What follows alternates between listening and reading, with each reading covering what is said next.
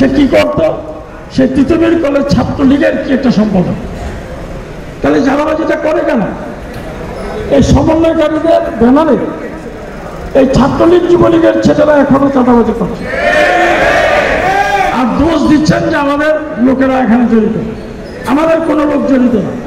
দু একটা জায়গায় যদি কোনো বিশৃঙ্খল অবস্থার মধ্যে কোনো কারণে হয়, যেমন দেখেন কালকে একটা টেটা যুদ্ধ হয়েছে, টেটা যুদ্ধ পারিবারিক কলহের কারণে, মানে নিজেরা একটা পারিবারিক কলহের কারণে হইল, পত্রিকা দিয়ে দিল বিএনপির 2 গ্রুপের সংঘর্ষ, কিন্তু বিএনপির কোনো কিছু এখানে নেই।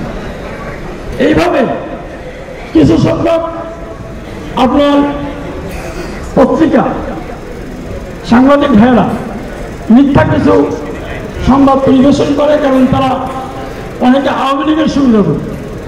আওয়ামী লীগের সুবিধা নিয়ে এখন বিএনপির বিরুদ্ধে তারা মিথ্যা এই সমস্ত সংবাদ পরিবেশন করে।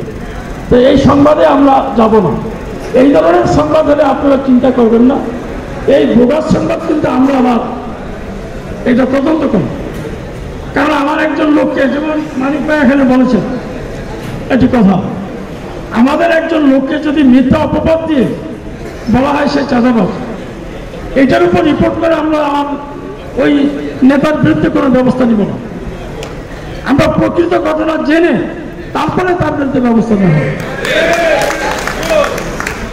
এই জন্য আপনাদেরকে আমি একটু সতর্ক থাকার জন্য বলছি। সেই সতর্কতা হলো, আমাদের কিন্তু আপনারা নেতারা যেভাবে রিপোর্ট দেবেন না কেন, আমাদের কিন্তু গোপনে কিন্তু আমরা আসল জিনিসটা বাইর করে নিয়ে আসছি।